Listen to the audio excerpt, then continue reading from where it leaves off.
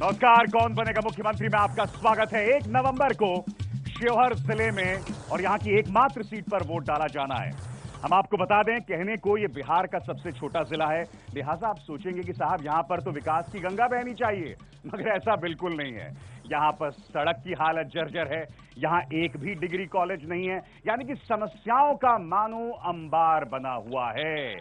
हमारे साथ जनता है, जनता के ढेरों सवाल होंगे। हमारे साथ तमाम राजनीतिक नुमाइंदे भी हैं। जल्दी से आइए उनका मैं परिचय कराता हूं अपने तमाम राजनीतिक मेहमानों का। यहां के जो सिटिंग विधायक हैं, सरफुद्दीन साहब जनता दल यूनाइटेड की तरफ से वो होंगे। बीजेपी की तरफ से माफ कीजिएगा, बीजेपी गठबंधन की तरफ से हमारे साथ लवली आनंद हैं। इसके अलावा स्वतंत्र जो है यहां पर उम्मीदवार ठाकुर रत्नाकर, और समाजवादी पार्टी की तरफ से वशिष्ठ राउत साहब। आप सबका स्वागत है। मगर आइए, जैसे कि अभी अभी आपने सुर्खियों में सुना, नीतीश कुमार ने दाल के मुद्दे पर सीधा हमला बोला है मोदी सरकार पर। बड़ा प्रश्न ये कि क्या दाल मुश्किल का सबब बनेगी बीजेपी के लिए? सबसे पहले ये रिपोर्ट देखते हैं और उसके बाद हम रुख करेंगे अपने पैनलिस्ट का। राज्य सरकार का मतलब क्या है कि सब थाना को, ब्लॉक को, एसडीओ को कहते कि दाल का दुकान चलाओ। साहब मजाक है। दाल का कारोबार निजी क्षेत्र में है, आपकी नीतियां दोषपूर्ण है। दाल की कमी है तो समय रहते दाल का इंपोर्ट करना चाहिए था, और इस मामले में दाम का जो भी डिफरेंस है आप उसके लिए सब्सिडी देते, व्यापारियों को प्रेरित करते। आप तो व्यापारियों की ही पार्टी हैं और तब भी ये बात नहीं समझे।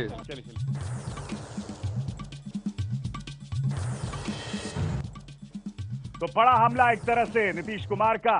लवली जी क्या कहेंगी, महंगाई डायन खाया जात है? और ये तो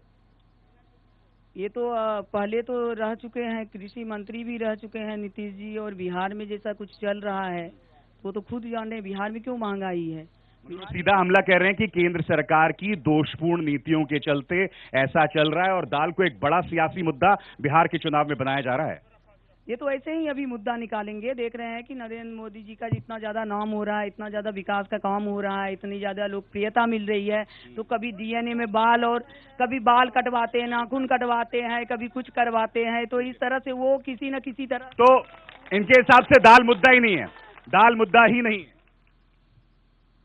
30 रुपये 25 रुपये लोग दाल खाते थे गरीब, आज 150 से 200 रुपये हैं। नरेंद्र मोदी जी कहे थे 6 दिन का वादा था उनका, गरीबी दूर करेंगे और महंगाई दूर करेंगे।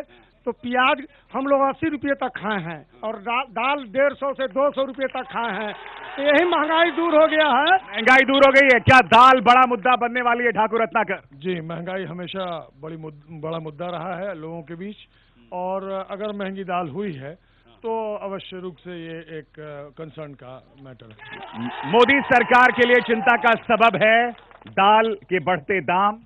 चूंकि मोदी सरकार जो है ब्रांडेड घराने के इशारे पर चलती है, चूंकि गरीबों के शोषण दोहन उनका मुख्य उद्देश्य है, इसलिए दाल आयात पर उनका कोई नीति निर्धारण नहीं है, चूंकि उनको गरीबों का दोहन शोषण। लवली जी, प्याज के छिलके पर आपकी सरकार दिल्ली में एक जमाने में फिसल चुकी है, अब ऐसा लग रहा है दाल आपको नाकू चने चबवाएगी।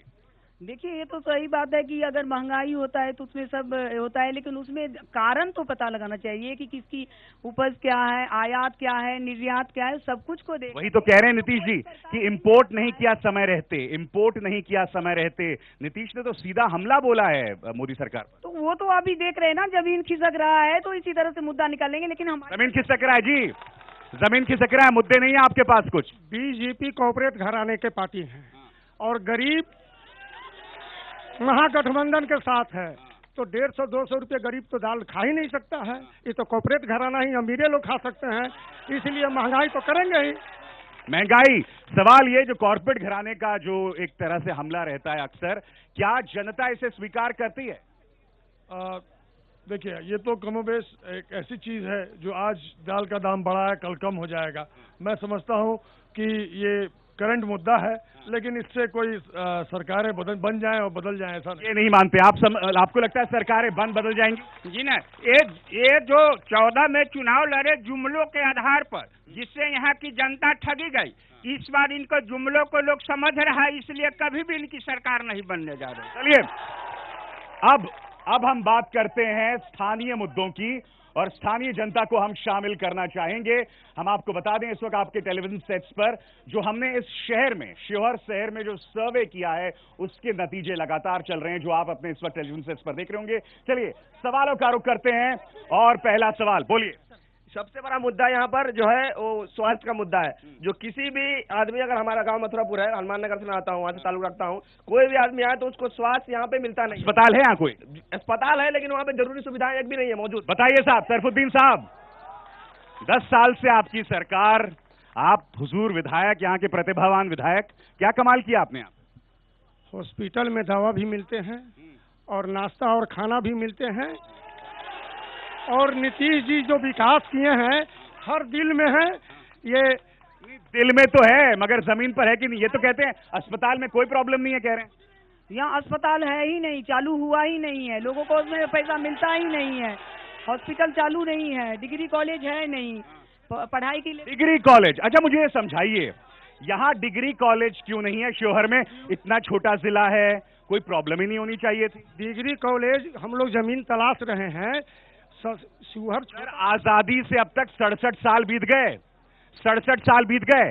आपकी सरकार को 10 साल हो गए, अभी भी आप जमीन तलाश रहे हैं। हम 5 साल से हैं और हम जमीन तलाश रहे हैं। की सरकार 10 साल से, शरफुद्दीन साहब। हम 5 साल से हैं और शिवहर के बगल में जमीन तलाश कर रहे हैं, और बहुत जल्दी उनका शिलान्यास। ये कह रहे हैं कि अभी भी जमीन तलाशी जारी है, जमीन मिल जाएगी इनको? जमीन मिलना तो नहीं जानता, लेकिन मैं समझता हूं कि 10 साल पहले नीतीश कुमार यहाँ पर आके अनाउंस किए थे कि हर अनुमंडल में एक डिग्री कॉलेज बनेगा। आज तक शिवहर जिला उसकी बाट जोर। मुझे एक बात बताइए, अस्पताल की बात हो रही थी, सदर अस्पताल यहाँ बना हुआ है, कहते हैं 5 साल से कुछ काम ही नहीं हो रहा है, उसका शिलान्यास वगैरह हो गया? नहीं, काम चल रहा है। वहाँ इलाज हो रहा है? हाँ, अब ये इलाज नहीं हो रहा है। ये बताइए साहब, ना डिग्री कॉलेज, ना अस्पताल। चलिए सवाल। सर, मैं वर्तमान विधायक सरफुद्दीन जी से पूछना चाहता हूं कि यहाँ जो है घूसखोरी चल रहा है, जातीय आवासीय पैक्स के माध्यम से धान का खरीद नहीं हो रहा है, और बिचौलिया से खरीद का पैक्स द्वारा दिया जा रहा है। और क्या मुद्दे हैं बताइए। मैं सर डिग्री कॉलेज की बात नहीं, यहाँ पर मैं इंटर कॉलेज है, मैं वहाँ पर काम करता हूँ। विधानसभा का सत्र चल रहा था और हम अपनी मांग को लेकर के जब पटना के सड़कों पर गर्दनी बाग में अपनी मांग कर रहे थे, उस समय इनकी सरकार, माननीय विधायक की सरकार पूछने तो खैर नहीं आए, लाठी और डंडा से। बताइए साहब, ये तो सरफुद्दीन साहब, ये तो बड़ा मुद्दा है ना। आप कहते हैं सदर अस्पताल काम चल रहा है, डिग्री कॉलेज जमीन तलाश रहे हैं, यहाँ काम क्या हुआ है मुझे बताइए। 10 एकड़ जमीन का जरूरत है, और शिवहर बाजार में 10 एकड़ जमीन मिल नहीं सकता है। काहे नहीं मिल सकता? काहे नहीं मिल सकता? एक आदमी के पास 10 एकड़ जमीन नहीं है। 10 साल से आपकी सरकार है, बात कर रहे हैं तो हमारे कहने का मतलब किसी भी मांग के सिस्टम से है। उत्पात मचाइएगा तो वहाँ प्रशासन लाठी। देखिए साहब, उत्पात मचाइएगा तो लाठियां पड़ेंगी। बताइए, उत्पात क्या मचाया जाता है? अब शिक्षक जो है भूखे पेट पढ़ाई कैसे करेगा? बताइए, ये ड्रोन भूखा रहेगा तो कोई कैसे पार्थ निकलेगा? कैसे होगा साहब? किस बारे में? सवाल ये कि भाई आप उत्पात मचाओगे, लाठियां पड़ेंगी, मगर ये विकास तो थमा ही हुआ है यहाँ पर, इस पूरे जिले में थमा हुआ है। और शहरी क्षेत्र में 5 एकड़ की जमीन की आवश्यकता है, और देहाती क्षेत्र में 10 एकड़। और ये आवश्यक रूप से अगर सरकार चाहती, मंशा उनकी, मंशा क्यों नहीं है सरकार की?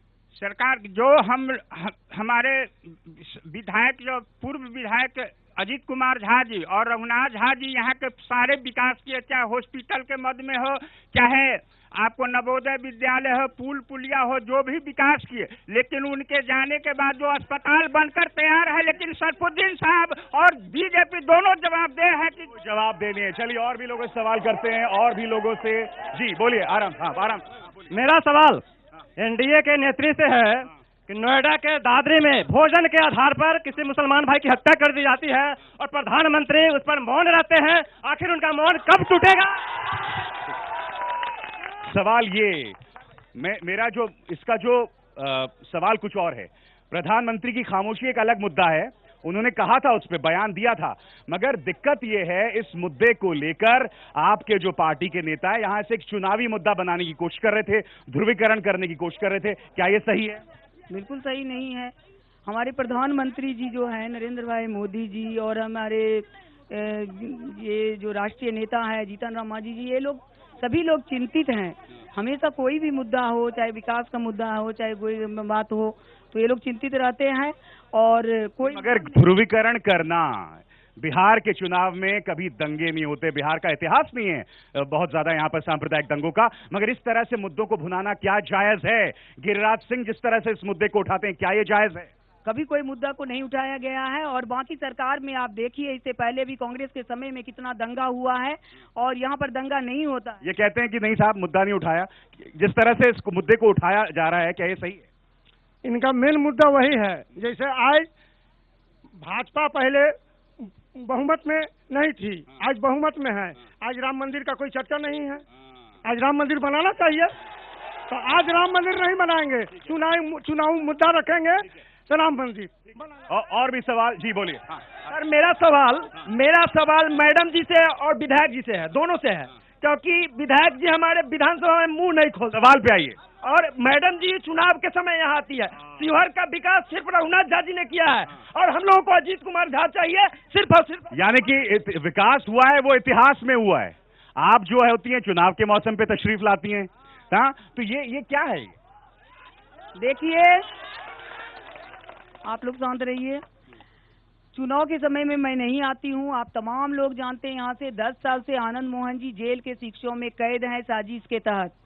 और उसके बाद जब जब चुनाव हुआ है आती रहे, उसके बाद भी जो भी घटना दुर्घटना हुआ, और चाहे कमरियों पर लाठी चलाया गया, चाहे कमरियों के साथ भेदभाव किया गया, उस समय भी मैं आई। जो भी मुद्दा होता है, शिवहर का मुद्दा होता है, चाहे बिहार में अन्यत्र कहीं भी, वहाँ लवली आनंद जरूर होती है। चलिए और भी लोगों से आराम से आराम से आराम से आराम से आराम से।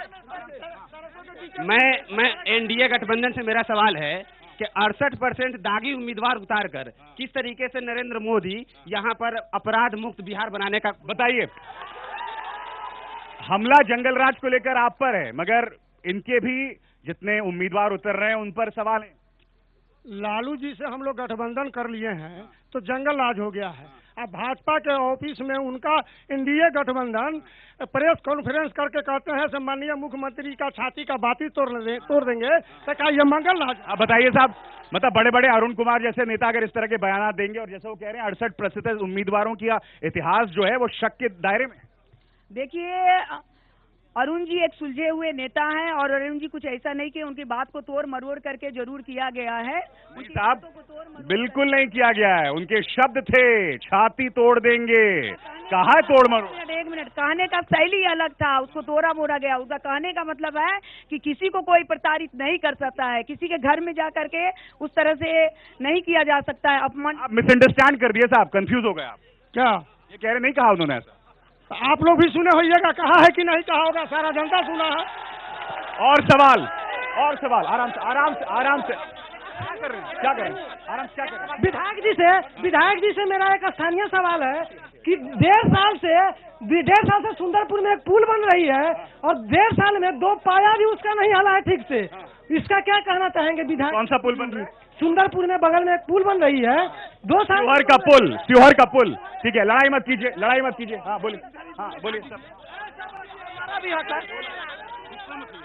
हमारे कहने का मतलब है कि बिहार में कहते हैं कि सवाल किससे? हमारा सवाल लवली जी से है। कहते हैं कि हम दलित और महादलित के क्या नाम, जीतन राम मांझी जी। सवाल तो याद कर लो। एक मिनट। माननीय प्रधानमंत्री जी, अच्छे दिन आप ही को मुबारक हो, मेरा पुराना दिन लौटा दीजिए। दाल साग। चलिए ठीक है, हाँ बोलिए, आराम छोड़िए इसको। दादरी वाला जो मुद्दा है, इसको चुनावी मुद्दा किसने बनाया है यहाँ पे? ये बीजेपी वाले बनाए हैं या महागठबंधन वाले? मुझे फक्र है सरफुद्दीन हर साल की तरह इस साल भी रहे और आगे भी रहते रहे। सुनिए, सवाल करिए। अभी एक मित्र दादरी कांड के बारे में पूछा है, लेकिन मैं विधायक जी से पूछना चाहता हूं कि गरहिया में जो कलशा ले जाने वाले पर विधायक जी डंडा चार्ज किए और लाठी बरसा है। चलिए, सवाल ये, वो जो पुल की बात कर रहे थे जिसकी संभवतः मुझे भी जानकारी नहीं है, उस पुल के लेके क्या स्थिति है? एक साल से पुल का काम चल रहा है और सारा पाया तैयार हो गया है, कुछ काम बाकी है, वो काम शुरू है। वो गलत क्लेम किए हैं, काम शुरू है और काम लगभग पाया तैयार हो गया।